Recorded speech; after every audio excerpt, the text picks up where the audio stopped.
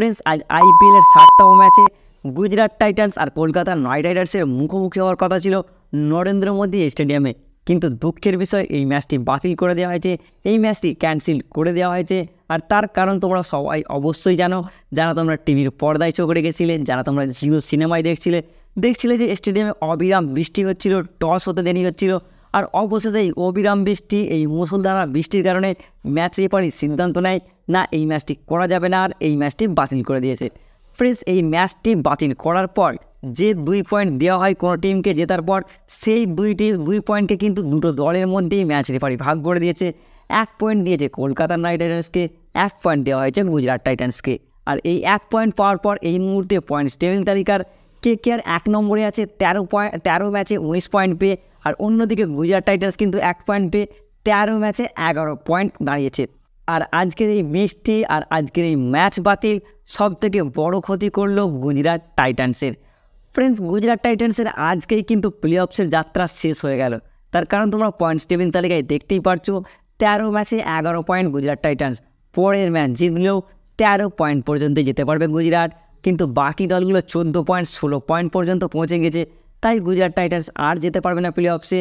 আর আজকের ম্যাচটা যদি হতো, ম্যাচটা যদি গুজরাট জিততো, আর পরের ম্যাচটা যেটা গুজরাটের আছে হায়দ্রাবাদের বিরুদ্ধে, সেটাও যদি গুজরাট জিততো, তাহলে কিন্তু গুজরাট টাইটান্স 14 পয়েন্ট পর্যন্ত পৌঁছে যেতে পারতো।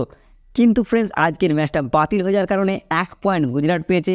এর পরের ম্যাচটা হায়দ্রাবাদের বিরুদ্ধে জিতলেও গুজরাট কিন্তু 13 পয়েন্ট পর্যন্তই পৌঁছাতে পারবে, আর 14 পয়েন্ট পর্যন্ত পৌঁছাতে পারবে না। গুজরাট টাইটান্সের প্লে অফসে যাবার যতটুকু আশা বেঁচে ছিল, যতটুকু গুজরাট টাইটান্সের স্বপ্ন ছিল, সবটাই কিন্তু আজ বৃষ্টির জলে ধুয়ে গেছে। গুজরাট টাইটান্সের নেট রানের মাইনাস আছে, তবুও গুজরাট টাইটান্স যদি 14 পয়েন্ট পর্যন্ত পৌঁছত, তারা মানসিকভাবে একটা স্বস্তি পেত না। 14 পয়েন্ট পর্যন্ত তারা পৌঁছতে পেরেছে। তারা পরে যে হায়দ্রাবাদের সাথে ম্যাচটা আছে, সেই ম্যাচটা খেলাতেও অনেক ইন্টারেস্টিং থাকতো, কারণ তারা এই টুর্নামেন্টে জীবিত থাকতো।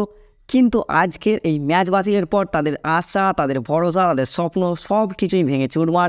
আজকের ম্যাচ বাতিলের পর গুজরাট টাইটান্স ছিটকে গেল আইপিএল 2024-এর প্লে অফস থেকে। আর আজকের বৃষ্টিতে ম্যাচ বাতিলের পর গুজরাট টাইটান্সের অনেক ক্ষতি হলেও কেকেআরের জন্য অনেক লাভই হয়েছে। তার কারণ হচ্ছে ফ্রেন্ডস কেকেআর আজ জিতলেও যেই জিনিসটা পেত, আর আজকের ম্যাচ বাতিলের পর 1 পয়েন্ট পাওয়ার পরও সেই জিনিসটাই পেয়েছে। ফ্রেন্ডস এই মুহূর্তে তোমরা দেখতে পাচ্ছ 13 ম্যাচে 19 পয়েন্ট কেকেআরের, আর এই 19 পয়েন্ট পর্যন্ত কোনো দলই পৌঁছতে পারবে না। একমাত্র রাজস্থান রয়্যালস আছে যে 2 নম্বরে আছে এই মুহূর্তে। সে যদি পরপর 2টো ম্যাচ জেতে, রাজস্থান রয়্যালস যদি পাঞ্জাব কিংসের সঙ্গে ম্যাচ জেতে, রাজস্থান রয়্যালস যদি কেকেআরের সঙ্গে ম্যাচ জেতে, তাহলে ফ্রেন্ডস রাজস্থান রয়্যালসের পয়েন্ট হয়ে দাঁড়াবে 20, আর এই 20 পয়েন্ট নিয়ে 1 নম্বরে থাকবে রাজস্থান রয়্যালস।